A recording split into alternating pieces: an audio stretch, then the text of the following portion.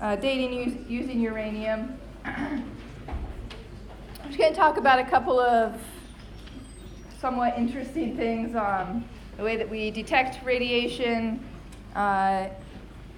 why radiation is so powerful. We're going to look at some nuclear reactors today. Anyway, so detection of radioactivity. There's a few ways that we'll do that. There's 4 different ways here. Film badges, this is the most basic way.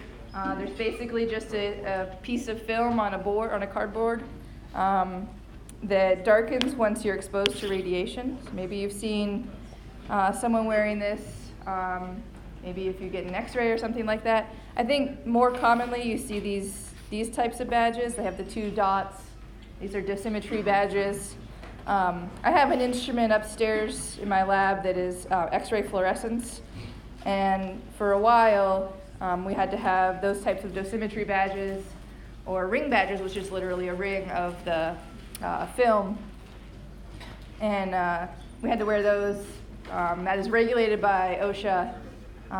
We have very little trouble with those instruments at all. It's in the housing. And anyway, you don't actually have to have the badges anymore, which is nice because it's kind of a pain. There's a lot of rules with carrying these badges. You have to send them back at a certain time.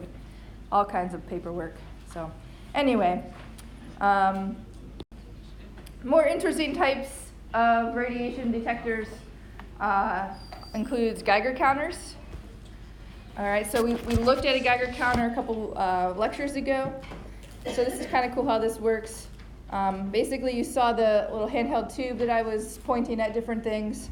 That tube has a thin window on it that the radiation can go through.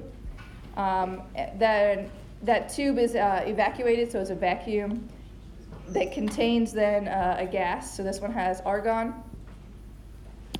When the radiation enters the tube, it'll strike the gas molecules, form an ion, so there's argon plus and an electron. That electron then travels to the anode and the cathode, and then will hit the amplifier, which will then magnify the signal, and when the signal is detected, you heard the audible beep. So that's kind of how that works. Relatively basic. Another type of basic form of detection is a scintillation counter. So basically what scintillation is a material that will give off light, fluorescence perhaps, when radiation, alpha, beta, or gamma radiation strikes it. And so in this type of detection, we'll have a high energy photon, or photon's not the right term for alpha or beta particle, but we can assume it's a gamma photon that will enter into the scintillator, where there's some sort of material in there that will fluoresce. When the radiation strikes that material, fluorescence occurs. That's directed into a photocathode or photodiode array. You may also have seen the term, not photodiode array, photomultiplier tube. Photodiode array different, sorry. Photomultiplier tube. These are really cool how these work. So when radiation strikes I think this is the anode. This is the, maybe it's not. Okay, so it strikes a piece of metal, then ejects an electron. Yeah, okay, so we get more and more negative as we get down to the connecting pins. These diodes have more and more negative potential. And so what will happen is electron strikes one of the diodes, that'll eject more electrons, and so on, until you end up with lots and lots of electrons at the end, which we can then interpret as a signal. Okay. So that's the way scintillation counters work. Scintillation counters are actually used in some carbon-14 dating. I did look into that a little bit more because we had a nice discussion about that on Friday. If we have time, we'll talk a little bit more about that at the end. Radiotracers, these are really cool. Basically, this is a radioactive isotope, or radioisotope, that's incorporated into a molecule, which is then used in a couple of ways. If we want to find out how a chemical reaction occurs, if it's a rather complicated chemical reaction, we can tag a molecule with a radioisotope. and then that allow the reaction to happen. The isotopes don't change the way the reaction happens. And so then on the product side, we can pull out different products or intermediates and see where our isotope ends up. You may have also seen the radiotracers used in medicine. And this is a technique where you may try to figure out if you have issues with your thyroid.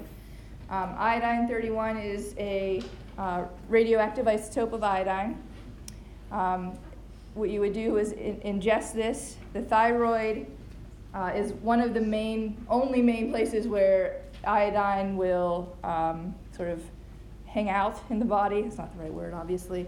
But then you can detect any radiation that's emitted in that area using a Geiger counter and determine if that is the right amount that would be expected for all of that iodine to be isolated in the thyroid. If it's not, that means your thyroid isn't working properly. And there are others. We talked about metastable technetium. There's a number of other things here. And another application of this is in PET scans. This is one of the ways that you can look for Alzheimer's. So in this method, take a labeled glucose molecule. Usually it will have like a fluorine isotope on it that is radioactive. There are others, but the glucose will go to the brain, and a patient will go into the device that will detect, the PET scan that will detect the radiation. And so it's kind of neat. What happens is the radioisotope will emit a positron. That positron will collide with an electron. And when they collide, they actually sort of disintegrate and form a photon, or gamma ray. And that is actually what's detected in the PET scan. So you can see here, so this is where we're saying the isotope is emitting a positron, and you'll see radiation lines going above and below. And this is neat because the radiation will travel in a known way, and so that's how you can generate these types of scans. So basically image based on how we would expect the radiation to be emitted if it were in a certain area of the brain. So it's kind of neat. All right.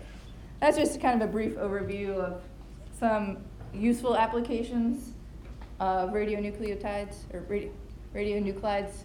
Does anybody have any questions on any of this?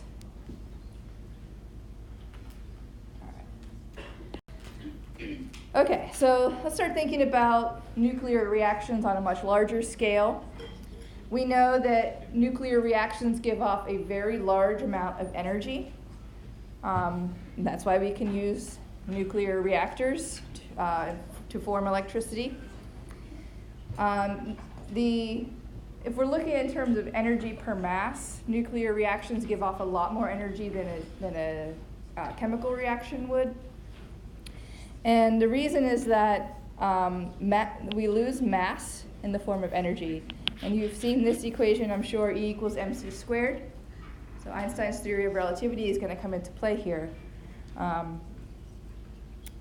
So let's look at an example here. So let's say we've got uranium-238, and it's going to decay by alpha decay to form thorium-234. So if we take our uranium-238, atomic number 92, and form thorium-234, atomic number 90, and our alpha particle. Hey, this is our decay process.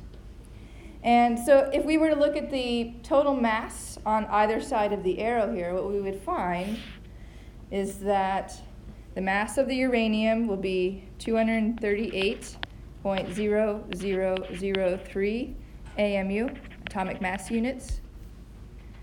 The thorium will be 233.9942 AMU, and the alpha particle will be 4.0015 AMU.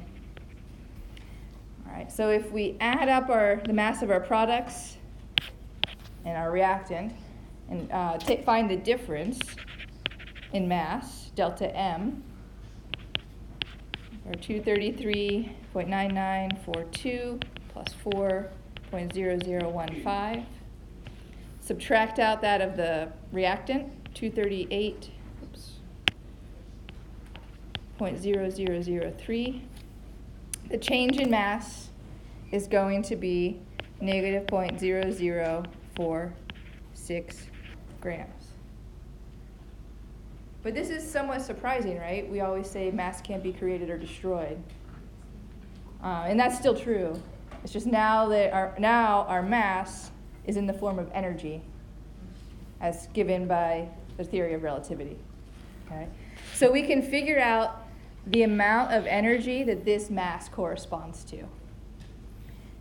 And so we can find the change in energy, delta E, is equal to the speed of light squared times the change in mass.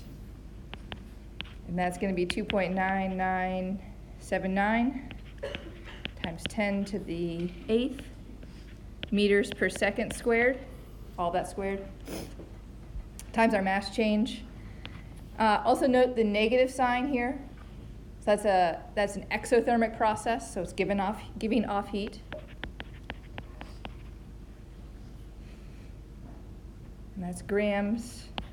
But what I want to do is convert my grams to kilograms.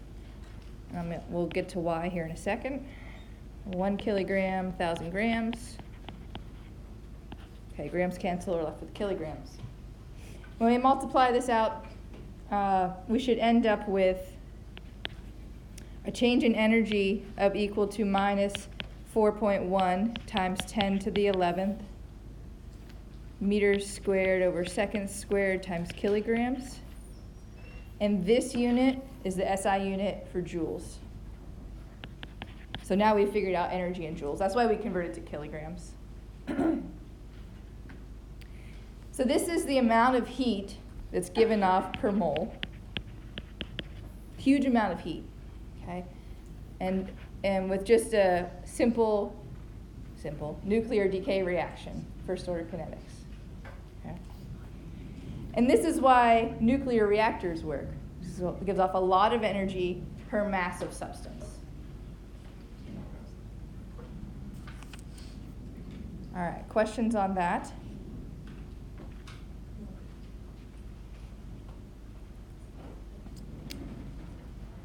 Yes? So that's the amount of heat given off for the entirety of the entire piece of your right? So For a mole. Given off over time since the half-life. Right. Okay. Yeah, per mole, yeah.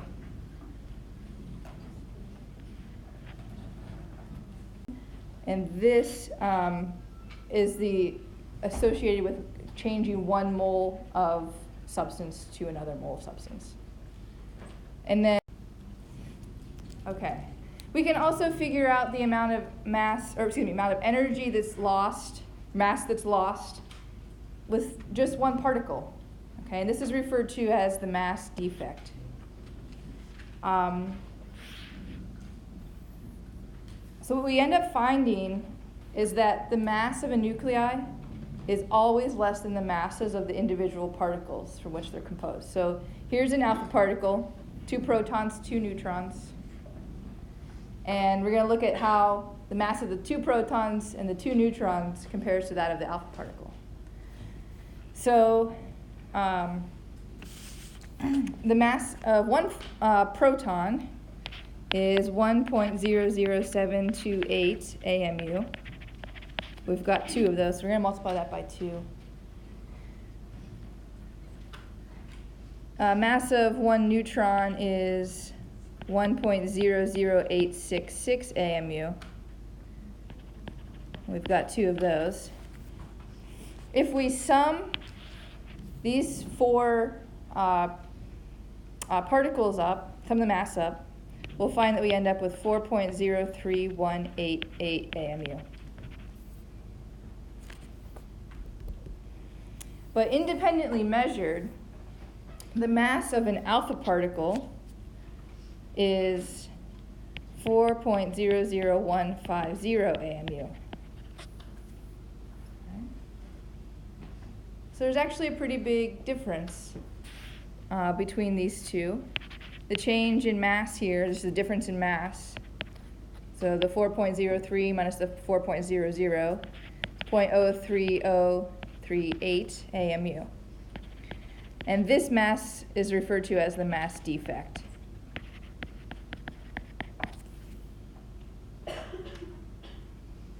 So why does this happen?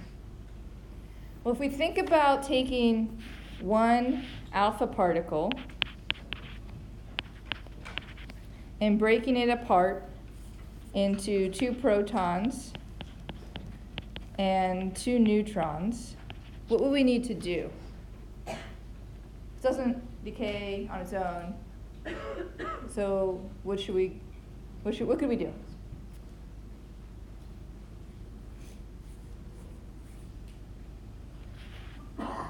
We're going to need to add energy. So now we've set up an equation where we have energy plus a nucleus plus our alpha particle is going to yield 2 protons and 2 neutrons, which means the sum here must equal the sum here. And so we know from the theory of relativity that E equals mc squared. And because we have energy here, we essentially have a mass. So that's where the other mass is going. We can figure out the difference again using our mass defect here. And we can find the difference in energy equals c squared times delta m. C equals 2.9979 times 10 to the 8 meters per second squared, all that squared, times our mass defect, 0.03038. And that's atomic mass units. Okay. If we want to find this for one particle, we need to use Avogadro's number. So we'll have, for 1 gram, oh, I think I missed something up. No, I didn't. I'm good. Okay, 1 gram, 6.022 times 10 to the 23rd AMU. And then converting kilograms and grams. And so we end up with 4.534 times 10 to the minus 12 joules per alpha particle.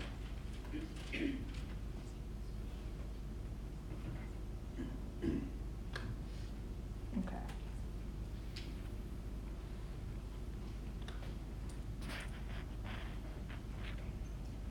I think the really cool part about this is thinking about energy as mass, right? So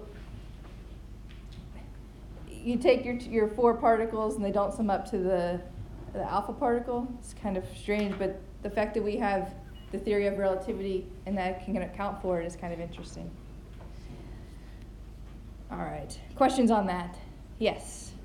When do we know when to use Avogadro's number? So this is the mass defect calculation. You can also find the binding energy per nucleon. So that binding energy, okay, so we can take our mass defect, can convert it to a binding energy, which I don't think I have an example of.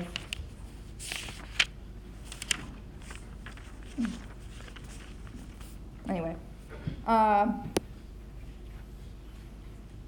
then from that mass defect, we can convert to binding energy, and then you can divide that by the number of nucleons, number of particles, to get the binding energy per nucleon. So this is table 21.7 from your book, And you can see kind of an interesting trend where as we increase the size of the isotope, the mass defect will increase. And again, larger mass substance is going to be able to give off greater amount of heat as it decays, right? And we see that through our nuclear binding energy. There's a plot of binding energy per nucleon versus mass number. And here we can start to think about fission and fusion. So fission is when we get when heavy nuclei gain stability, they get more stable and give off energy when they split. So that's fission. Is that what I said?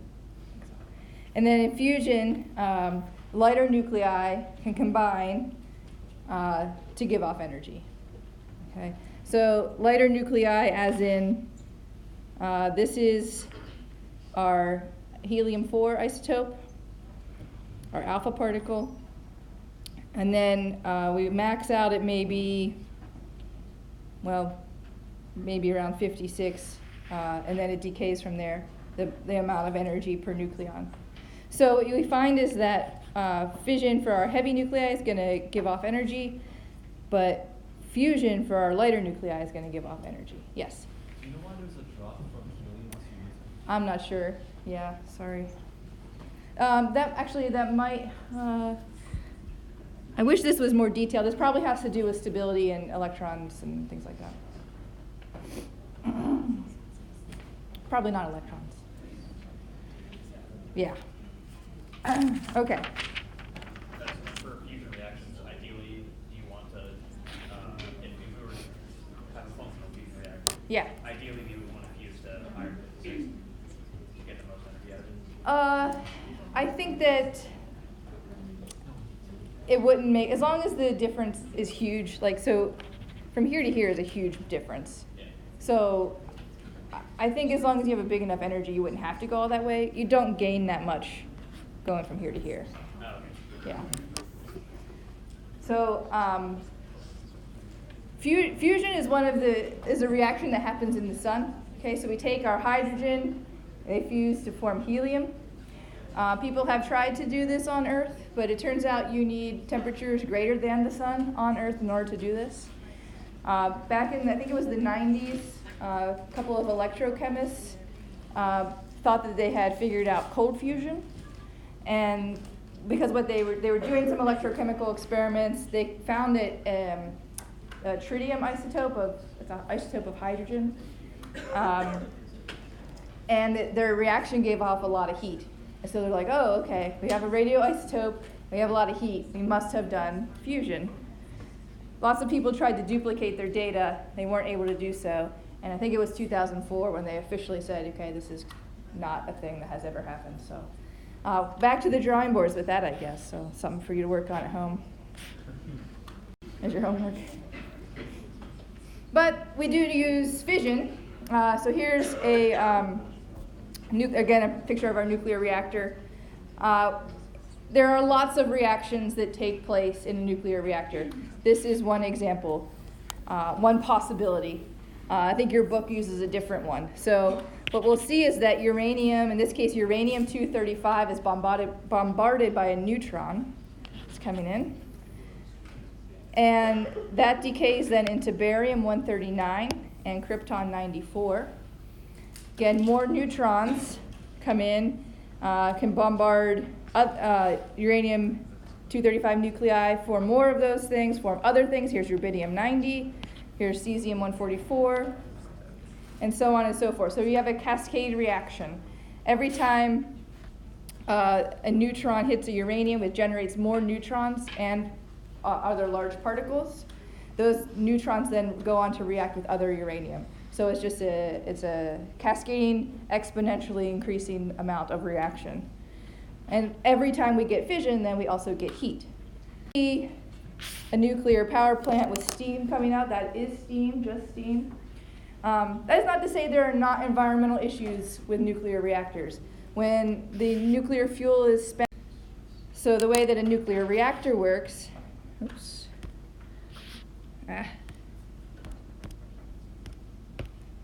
Oh boy, I've done it now.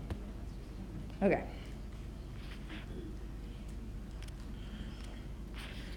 Okay, here's our figure.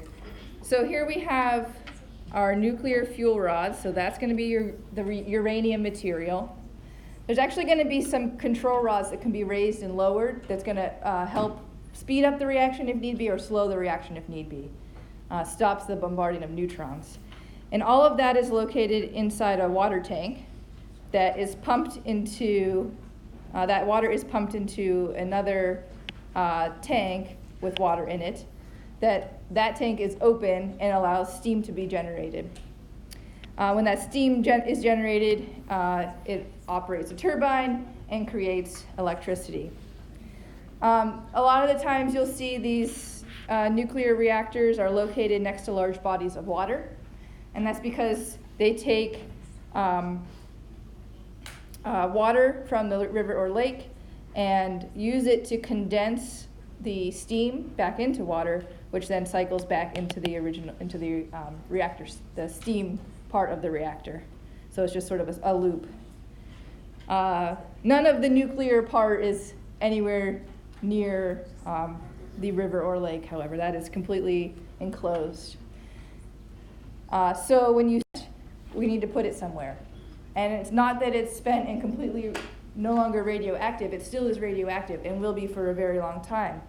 And so there are lots of environmental debates on what to do with that material.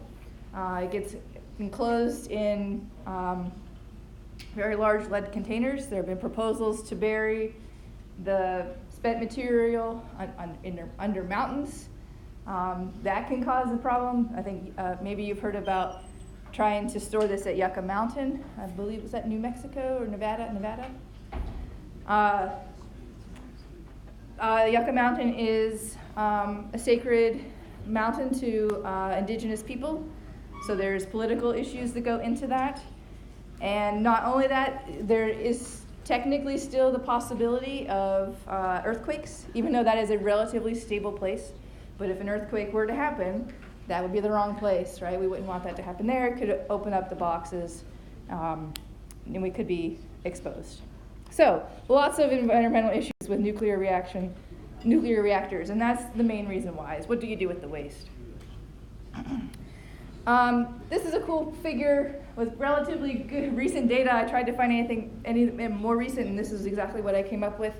So I think this was data from 2014, sources of electricity generation per country. So we have France, the US, China, and then overall worldwide.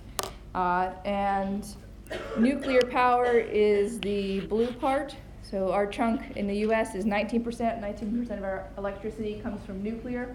In France, that's 76%. China, 5%. Overall in the world is 11%. And then you can look at all the others. So coal in France is about 3%. In the US is 38%. In China is 73%. So you can look at the differences. You can actually go online and find this. Your textbook has the citation for it. And you can play around, look at all different countries and where they get their electricity and whatnot. So it's kind of fun. Okay. Questions on nuclear power? Should we get in a heated political discussion for fun? Hey, that's my favorite part of this class. We're pretty popular with our political discussions. Yeah. Questions, comments? All right. So I put this bit in here. I don't think there's a lot on radon in your textbook, but I think it's interesting. So how many of you have houses or lived in a house or have lived in a house with a radon mitigation device? Yeah, a few of you. I have one in my house. I don't actually know if it's working. I don't actually care. I don't spend a lot of time in the basement. What's that? Should we have one? So that's a great question. So that's part of the reason why I brought this up. So radon-222 is a radio isotope. Radon can cause problems. It decays by alpha radiation. It can cause lung cancer. And so the EPA recommended level to get a radon mitigation device is 4 picocuries per liter. I can't actually picture a picocurie, so you're just going to have to trust me on that. So I put up a map here of Ohio and by county and the average number of picocuries per liter for radon. And I'm really bad at finding Franklin County. It is not the yellow one, but is right. That's Licking County. Yeah, that's Licking County. I believe this is us then. So it seems to suggest that we have relatively high radon levels. And part of the reason how this arises is that it's from the sediment or the rock that your house is built on, so it seeps up through the foundation. That's why the mitigation devices are in your basement. I think probably the most interesting part about the 4 picocuries is that the EPA just kind of guessed on that number. Yeah, it sounds right. I think they were trying to be more cautious. I believe it was maybe even France again. I was looking up. The European Union. The limit there, the suggested point at which you get a radon mitigation device is much higher. I think it was 10 or so. I don't know. Picocuries per liter. I used to live in Ada, Ohio, which is near Bluffton. Has anyone ever been to Bluffton? Anyone from Bluffton? Yeah? So from what I understand, radon in Bluffton is like incredibly high, like 10s to 20s of picocuries per liter. So those radon mitigation devices are very popular there. All right. I think that's all I have.